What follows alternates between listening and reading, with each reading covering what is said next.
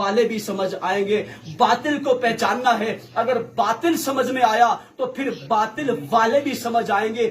یہ نہ کہو کہ فلاں اتنے بڑے مفتی صاحب, اتنے بڑے مولوی صاحب, اتنی کتابیں پڑھی ہوئی ہیں. اگر بات کتابوں کی ہے تو میں آپ کا بھائی ہوں, اسی علاقے کا رہنے والا ہوں. الحمدللہ 17 سال سے حوزہ علمیہ قم کے اندر, ایران کے اندر تعلیم حاصل کر رہا ہوں. مجھ سے لوگ پوچھتے ہیں کہ آپ 17 سال سے ایران میں کیا پڑھ رہے ہیں؟ سادات اور محبان سادات, میں وہاں پر اور کچھ نہیں پڑھ رہا, میں آپ کے آبا و اجداد کی تعلیمات کو پڑھ رہا ہوں. میرا وہاں پر درس, میرا مطالعہ, میرا ہم و غم قال الجعفر صادق ہے, قال الباقر ہے, قال الکاظم ہے, قال الرضا ہے. لوگ کہتے تو ہیں کہ ہم 12 کو مانتے ہیں. لوگ ایک سلوات پڑھ لیں محمد و آل محمد. اللہم صلی علی محمد و آل محمد. میں نے کہا لمحہ فکریہ ہے, سوچنے کا مقام ہے, فقط ایک پیغام دینا ہے. لوگ کہتے ہیں کہ ہم 12 کو مانتے ہیں, لیکن میں سوال کرتا ہوں کہ آج تک کسی مسجد میں ایک عالم نے امام باقر سے لے کے 12ویں امام تک کوئی ایک فرمان سنایا ہو؟ تاریخی چیلنج کر رہا ہوں. آج تک ماشاءاللہ میرے سامنے کافی سفید ریش بزرگ بیٹھے ہوئے ہیں, ان لوگوں سے سوال کرتا ہوں آج تک اگر آپ نے نوٹ نہیں کیا تو آج کے بعد نوٹ کر لیجئے گا کہ جو بڑے بڑے دعوے کرتے ہیں کہ ہم بڑھ کر مانتے ہیں, بھئی ہم نے پہنچنا اپنے آبا و اجداد تک ہے, کہیں اور نہیں جانا. اور یہی ہمارا فخر ہے کہ ہم پیغام کیا دینا چاہتے ہیں سادات کو, کہ ہم جن کی اولادیں ہیں انہی کی امامت کو ماننا ہے. بھئی باہر نہیں جانا, سیادت تمہارے گھر کی ہے. یہ سیادت کس چیز کی ہے؟ یہ سرداری کس چیز کی ہے؟ یہ پیسے کی سرداری ہے, یہ مال کی سرداری ہے, یہ جائیداد کی سرداری ہے, کس چیز کی سرداری ہے؟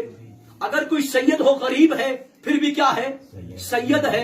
فقیر ہے پھر بھی سید ہے. ڈرائیور ہے سید ہے. مزدور ہے سید ہے. لیکن کیا یہ سرداری کی وجہ کیا ہے؟ اگر پیسہ مراد ہوتا تو پھر غریب سید نہ ہوتا. تو یہ وجہ کیا ہے؟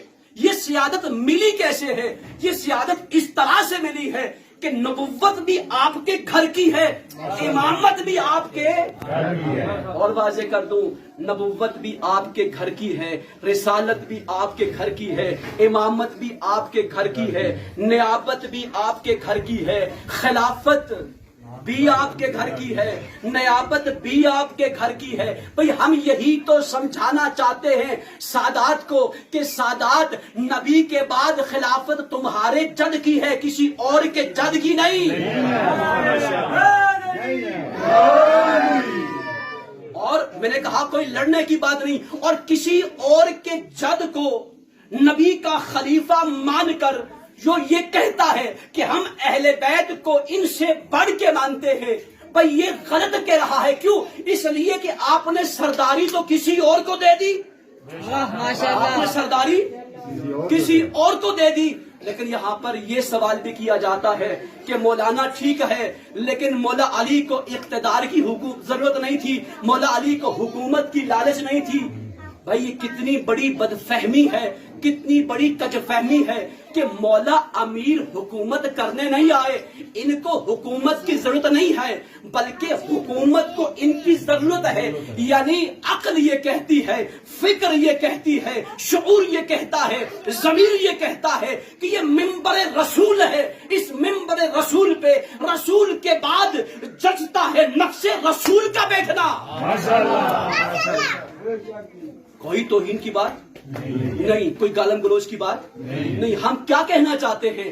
ہم کہنا یہ چاہتے ہیں کہ غدیر خم کے میدان میں جو اعلان ہوا تھا من کنت مولا فہذا علی مولا, اب کچھ نے کیا کہا, یہاں ولی کا معنی دوست کا معنی ہے, لیکن کچھ یہاں تک ٹھیک آئے, کہا نہیں مولا کا معنی دوست کا معنی نہیں ہے, یہاں پر مولا کا معنی حاکم کا معنی ہے, سرپرست کا معنی ہے, والی کا معنی ہے. لیکن کیا کہا نہیں یہ باطنی خلافت ان کی ہے, ظاہری خلافت کسی اور کی ہے. میرے پاس کتاب موجود ہے, آج سیف الجلی علم منکر ولایت علی, علامہ ڈاکٹر طارق قادری صاحب نے لکھی ہے. سب کچھ ٹھیک لکھا ہے, لیکن کتاب کے توجہات میری طرف ہیں آپ کی، سب کچھ ٹھیک لکھا ہے لیکن کتاب کے مقدمے میں توجہات ہیں آپ کی میری طرف، سب کچھ ٹھیک لکھا ہے لیکن کتاب کے مقدمے میں کیا کہا؟ کتاب کے مقدمے میں لکھا ہے کہ خلافت کی 3 قسمیں ہیں، ایک ظاہری قسم ہے، ایک باطنی قسم ہے، ایک علمی قسم ہے۔ علمی قسم کی جو نیابت ہے وہ فلاں فلاں صحابی کے پاس ہے، اور جو ظاہری خلافت ہے وہ فلاں فلاں صحابی کے پاس ہے، اور جو اہل بیت کے پاس ہے وہ باطنی خلافت ہے۔ میرا سوال یہ ہے کہ کربلا میں جھگڑا باطنی خلافت پر نہیں تھا، ظاہری خلافت پر تھا۔ کربلا میں جھگڑا، ایک صلوات پڑھ لے محمد والا۔ حسین ایک خانقاہ بنا کر بیٹھ جاتے، گدی نشین بن کر بیٹھ جاتے تو یزید بجائے قتل کرنے کے امام حسین کی قدم بوسی کرتا۔ تو ان کا مسئلہ ہمارے اقتدار کے ساتھ نہیں ہے، ہمارے تخت کے ساتھ نہیں ہے، ہماری حکومت کے ساتھ نہیں ہے۔ تو یہ مسئلہ باطنی خلافت کا نہیں ہے، کس کا مسئلہ ہے؟ ظاہری خلافت کا ہے۔ کیوں؟ اس لیے کہ دین آیا ہے نافذ ہونے کے لیے، دین آیا ہے نافذ ہونے کے لیے۔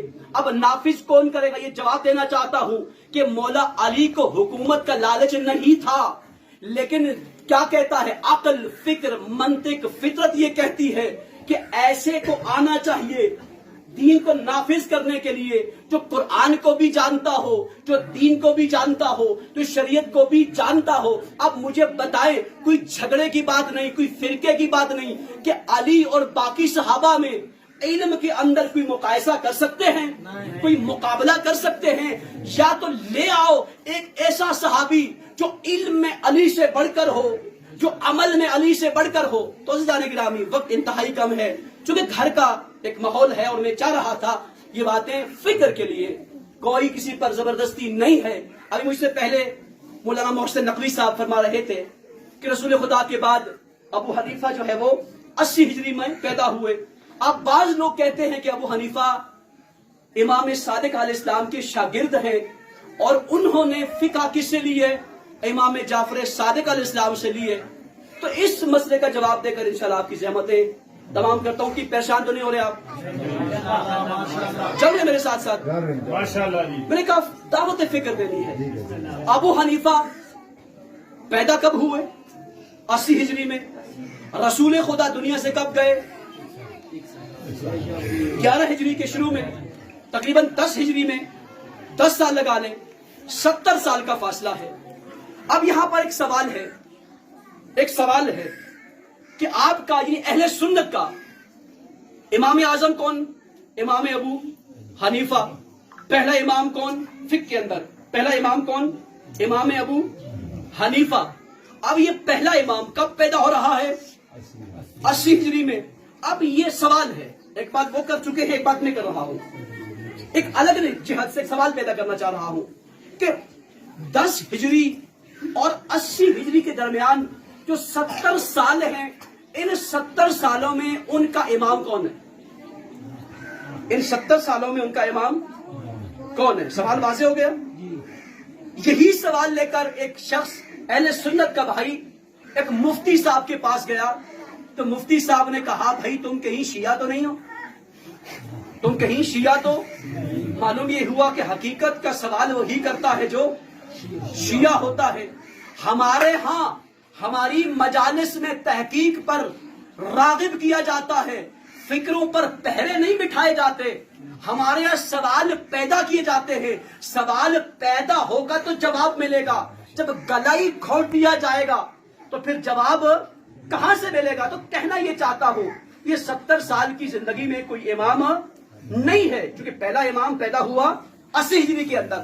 اب آخری سوال کا جواب چونکہ اس علاقے کا سوال ہے کہ ابو حنیفہ جب شاگرد ہیں امام کے تو پھر فقہ حنفیہ کیا ہے؟ فقہ جعفریہ ہے۔ بس ہم جو فقہ حنفیہ والے، دیکھیں میں نے کہا میں فقط آپ کے سامنے سوال رکھ رہا ہوں، ورنہ آپ اس پر ریسرچ کریں، تحقیق کریں۔ ہم کوئی جبر نہیں ہے کہ آپ سنی کیوں ہیں، لیکن اتنا معلوم ہونا چاہیے کہ دلیل کے ساتھ بتا سکے کہ ہم شیعہ کیوں ہیں یا ہم سنی کیوں ہیں۔ بس آخری نقطہ ہے، اس کے بعد زحمت تمام ہے آپ کی۔ لوگ کیا کہتے ہیں کہ یہ چونکہ شاگرد ہیں، اب یہاں پر تاریخی لحاظ سے कोई जज्बाती बात नहीं। तारीखी लिहाज से इमाम अबू हनीफा की पैदाइश 80 हिजरी में, और पैदाइश कहां पर हुई? कूफा के अंदर। और कूफा के अंदर ही 100 हिजरी के अंदर या 101 हिजरी के अंदर उन्होंने फिका का इल्म, लफ्ज़ से फिक होता है लेकिन हमारे यहां फिका बोलते हैं, बहरहाल फिका का इल्म स्टार्ट किया, शुरू किया। किसके पास? हमाद बिन अबी सलमान बसरी। अबू हनीफा के फिका के उस्ताद कौन है? हमाद बिन अबी सलमान बसरी। बसरी भी कहते हैं, कूफी भी कहते हैं। 20 साल तक अबू हनीफा ने फिका का इल्म और फिका की तालीम किससे हासिल की? हमाद बिन अबी सलमान बसरी कूफी से। कब तक हासिल की? 120 हिजरी तक। 20 साल क्या हुआ? अबू हनीफा ने पढ़ा है किससे? हमाद बिन अबी सलमान बसरी से। इमाम सादिक मदीना में है। इमाम सादिक कहां पर हैं? मदीना में है। पूरा चैलेंज कर रहा हूं, तहकीक की बात है कि पूरी तूले तारीख के अंदर, यानी इस 20 साल के अंदर, या 80 हिजरी से लेकर 120 हिजरी तक अबू हनीफा की इमाम सादिक से मुलाकात साबित नहीं है। जो कहते हैं ना फिका का इल्म इमाम से लिया है, बात पे गौर कर रहे हैं। 120 हिजरी में हमाद का हो जाता है इंतकाल। हमाद जो उनके उस्ताद हैं, उनका क्या हो जाता है? इंतकाल हो जाता है।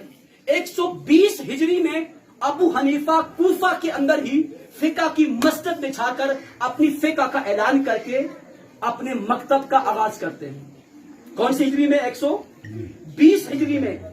अब इस दौरान में इमाम सादिक से, आपके जज से मुलाकात साबित नहीं है। अब ये मदीना कब आते हैं? 130 हिजरी के बाद, 136 में या 137 में, ये कम से कम 30 के बाद, 130 के बाद अगर कोई मुलाकात है तो वो 130 के बाद साबित है। अब जो लोग कहते हैं कि फिका का इल्म इमाम सादिक से लिया है, वो लोग या तारीख नहीं पढ़े हुए या फिर हकायक का इल्म नहीं रखते। हाँ, मुलाकातें हुई हैं। क्या है? मुलाकातें हुई हैं। और जो ये कहा जाता है कि अगर 2 साल ना होते तो अबू हनीफा हलाक हो जाता, मैं पूरे चैलेंज के साथ कहता हूं, बात रिकॉर्ड भी हो रही है, आप सवाल भी कर सकते हैं, कोई आलिम ये साबित नहीं कर सकता कि अबू हनीफा ने ये कहा हो इमाम सादिक के बारे में। क्यों? इसलिए कि अबू हनीफा कूफा के अंदर 2 साल, मदीना के अंदर 2 साल रहे ही नहीं, मक्का के अंदर 2 साल रहे ही नहीं। भाई मैं ईरान के अंदर 17-18 साल से हूं, तो मैं कह सकता हूं ना कि 18 साल न होते मैं हलाक हो जाता। या फिर एक बच्चा स्कूल में जाता है, मैट्रिक तक तालीम हासिल करता है, वो बच्चा क्या कहता है? अगर 10-12 साल न होते मैं क्या हो जाता? हलाक हो जाता। लेकिन बच्चा 5वीं से भाग जाए, बच्चा 5वीं से भाग जाए और कहे अगर 12 साल न होते तो मैं क्या होता? भाई कहने का मतलब ये है कि भाई पहले तारीख के अंदर साबित करें। अबू हनीफा के 2 साल कहीं पर साबित न कूफा न मदीना में साबित है, ना मक्का में साबित है। और इमाम सादिक का मस्कन कौन सा है? मदीना है। कौन सा है? मदीना है। तूले तारीख के अंदर अबू हनीफा का 2 साल वहां पर जाकर रहना पढ़ना साबित नहीं है। बाज मुलाकातें, आखिरी जुमले, बाज मुलाकातें हैं, और मुलाकातों के अंदर भी अगर आप मुझसे बाद में राबता करके पूछना चाहें तो मैं बता सकता हूं कि इमाम सादिक का मौकफ और होता था, इमाम अबू हनीफा का मौकफ और होता था। बस यहां शिया सुन्नी की बात नहीं, अपने अजदाद